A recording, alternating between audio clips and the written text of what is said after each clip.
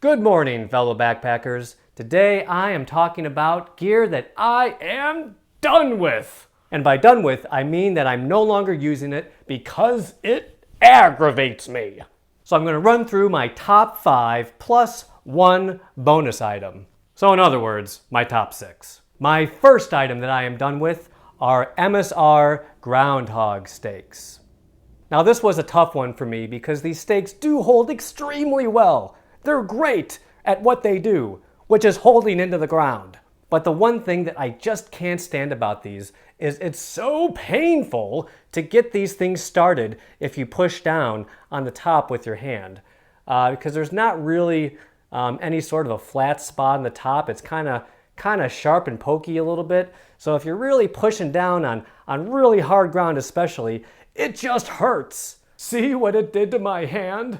Now, I know, I could use a rock or something else to kind of get it started, but I don't like doing that. I just don't like it. So what I end up having to do is kind of hold on the sides of it and push it down a little bit just to get it started, and then I'll step on it with my shoe to push it in the rest of the way, which is what I would do for pretty much any tent stake. But I just don't like that I have to kind of maneuver on the sides of this thing, and I just can't push down comfortably on the top. In the end, I just don't want to use a tent stake that comes with the risk of bodily harm. So lately, I have ditched the MSRs in favor of the Eden aluminum stakes. And I like these a lot better because there's a nice big flat spot on the top that I can very comfortably push these into the ground just using my hand. Now overall, these don't hold as well as the MSR groundhogs, but they're good enough. I've never really had a major problem with them, and if I need to, I will sometimes bring these longer Eden stakes, which do hold obviously better than these. And if I absolutely need to, I can always use a log or a rock or something else to supplement these on really muddy soil. My second item that I am done with are batteries. Specifically disposable batteries, or really any gear that uses disposable batteries, like this old black diamond headlamp. I just don't want to bring disposable batteries with me while I'm hiking, and not to mention, I have no idea how much charge is left on these things. So I would much rather bring one external battery that I can use to charge all my devices, my phone, my satellite communicator, my headlamp, all those things. One battery, not a bunch of these. And fortunately for me, most gear manufacturers do seem to be going in the direction of using rechargeable batteries in their gear instead of requiring disposable ones. Number 3 on my list is the ever so popular spork.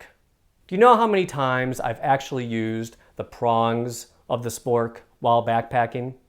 Can you guess?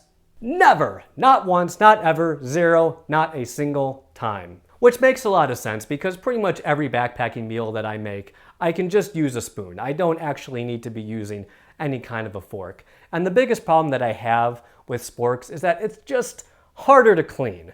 You know, cleaning, trying to get inside of these little prongs and everything, is just harder. And I am insanely lazy when it comes to cleaning while I'm backpacking. So I want things to be as easy and simple and quick as possible. So I no longer bring a spork, and instead I've been bringing a long-handled spoon. The long handle is nice, but especially just having a nice round spoon, so much easier to clean. Number 4 are dirty water containers that have a small opening.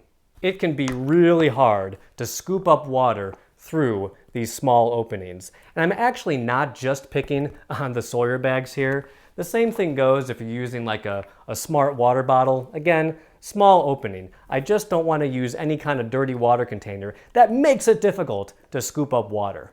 So for a while now, I've been using the Knock Outdoors Vecto. I love this piece of gear because the top of it opens up to be nice and big. So it is so much easier to scoop up water through this opening than it is through something much, much smaller.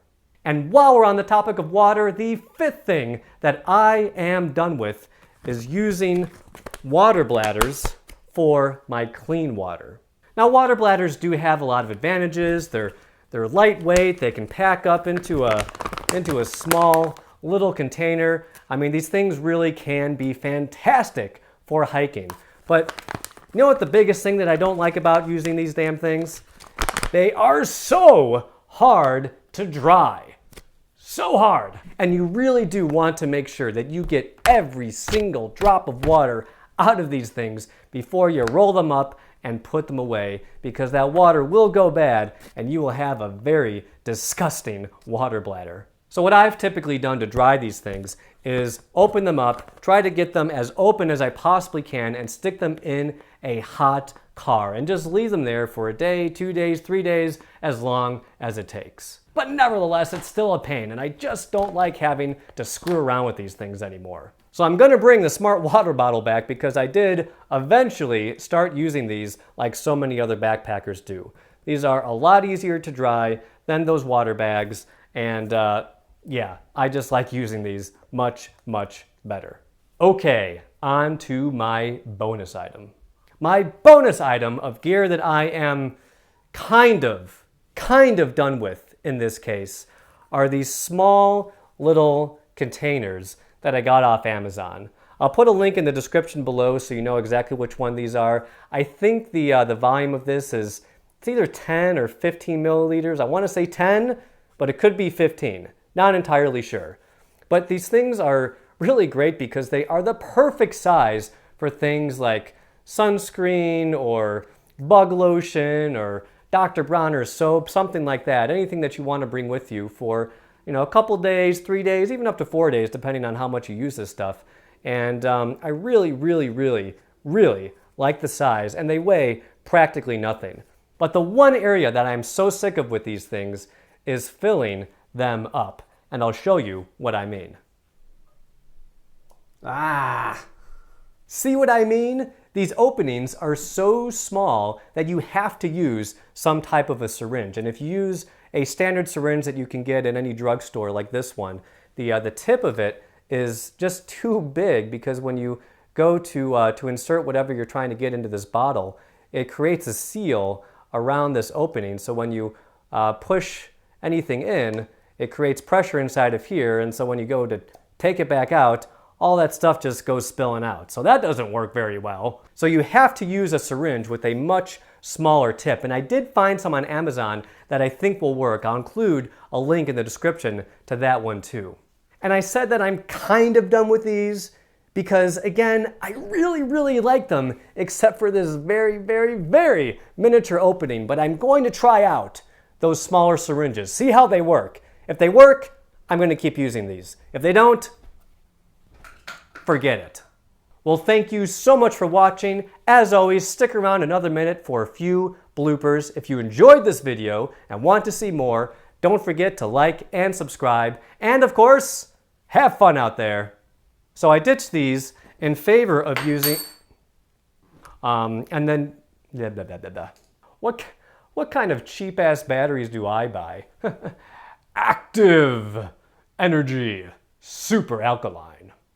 Any kind of standard common ones you can get. Poop. When you try to, what am I trying to say? Why is this the hardest part of the video?